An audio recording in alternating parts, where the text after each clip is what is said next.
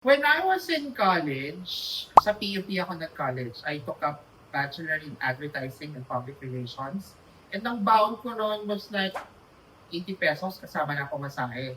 So nabuhay kami actually ng mga classmates ko sa Pancit Canton kasi may mga nagtitinda ng Pancit Cantons around, no, PUP. Niluluto na nila for you, tapos i-serve na nila with egg or with rice or with tinapay or with any combinations that you may like. So now, we're going to cook miso instant pancit canton with burnt butter and calamansi.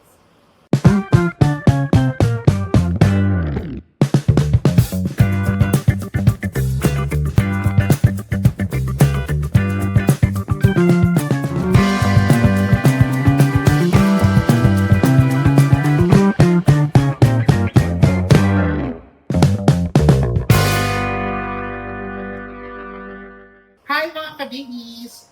Sorry baguhin natin yung intro ko. Parang ayoko ng pancit canton. Palitan natin siya ng mi goreng. So, we will be making miso mi goreng with burnt butter and calamansi. Tara, let's do it. So for this recipe, we will be needing garlic, butter, syempre, miso paste, and calamansi.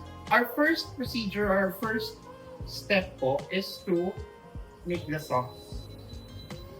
Okay? So in making the sauce, it's a mixture of everything lang. No? Konting oil, para hindi na masunog yung butter natin. And then, let's put our butter. Yan, melt lang natin siya.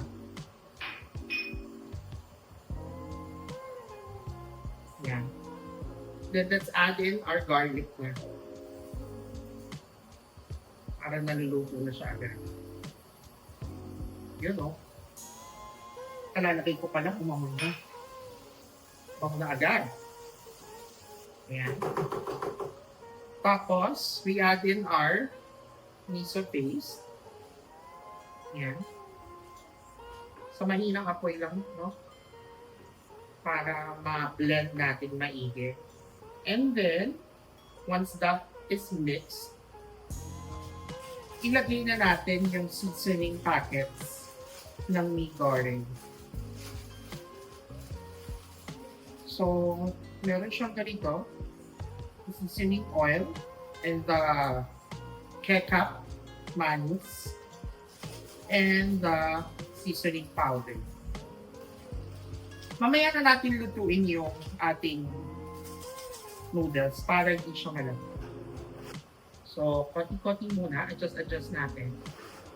Mix natin as well. We'll add in the rest of the seasoning packets, no? And the ketchup next. Yan. Then mix. Diyos ko, nung nasa college talaga ako, ito talaga yung bumuhay sa amin. Grabe. Sobrang mura nito. Nung binibili namin to, parang 15 pesos, may kanin ka na, tsaka may pancit ka na on the side. And nakakabusog siya kasi syempre, you have kanin, then you have the canton, the noodles. Ayan. So medyo dry siya for now. Kasi, mamaya, mag-thin out to dun sa water coming from the noodles when we cook it. Then we finish it off with konting calamansi juice. Yan.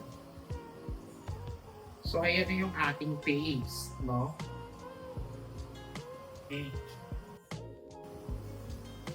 Then, set aside lang natin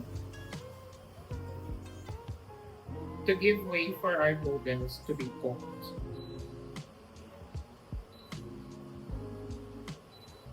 No.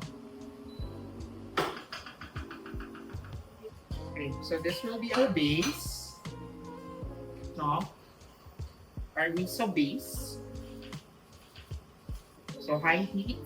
And let's cook our noodles.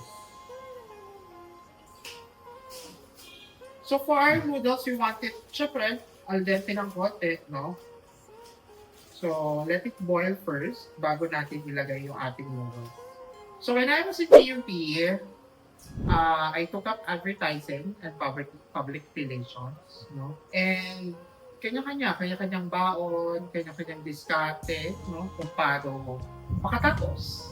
When we were in PUP, ang bayad lang namin nun sa tuition fee was like parang 500 pesos, no? What? It's like parang nag-provide ka ng 12 pesos per unit, per subject. So, ganun kamura sa PUP. So, the vendors sa paligid ng PUP, syempre dapat babaan din nila yung benta ng food. So, one food that stand out was this, no? Noodles and rice, ganyan. Pero ang number one was like lugaw. Lugaw unlimited. Wow! I hate this. So, parang 10 pesos lang may lugaw ka na. And unlimited na siya. Ito, mabilisan na luto lang dito. Okay, so, kumukulo na siya. We added our noodles. So, lutuin lang natin siya for about 2 to 3 minutes in boiling water. So, dalawa na ang gawin natin, no? Para marami yung sauce natin. So, nung nag-culinary na ako, medyo, syempre, nag-level up ang panlasa natin. So, medyo nag-experiment na rin tayo kung anong maganda ipare sa isang dish, no? Or ipag-combine. Ni-level up natin, umigore, into this dish, no? Kulang tayo ng bowl. And a strainer. Okay na to, siguro. Maluto pa naman yan.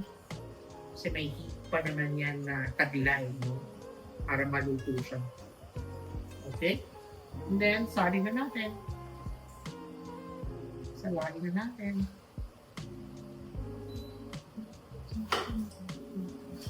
Okay. Balik lang natin yung konting pasta water. Yeah.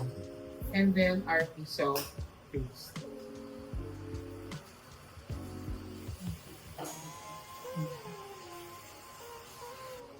Yan. So, meron na tayong sauce.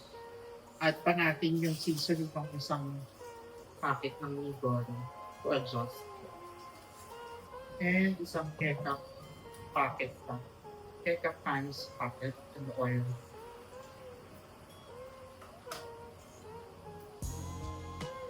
Okay.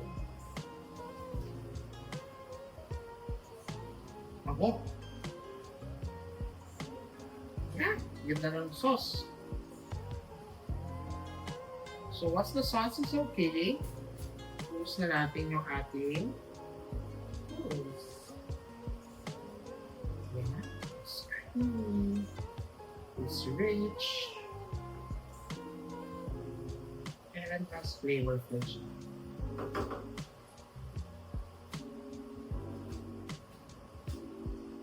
And we're good. Now we can plate our miso mee goreng with burnt butter and calamansi. Okay.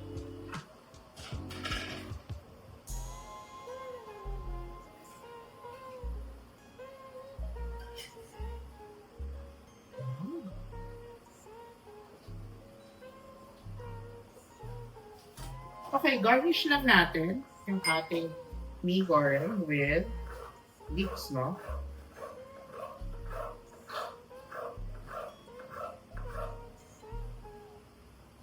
Yan.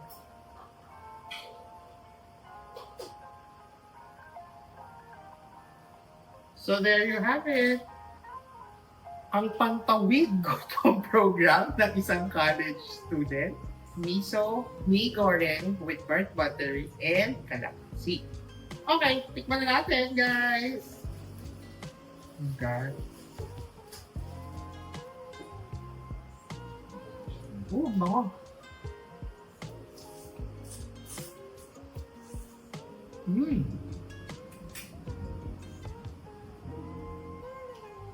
It's buttery. Ang kalamansi. Labas na labas. Ang sarap. Tignan nyo, dali lang.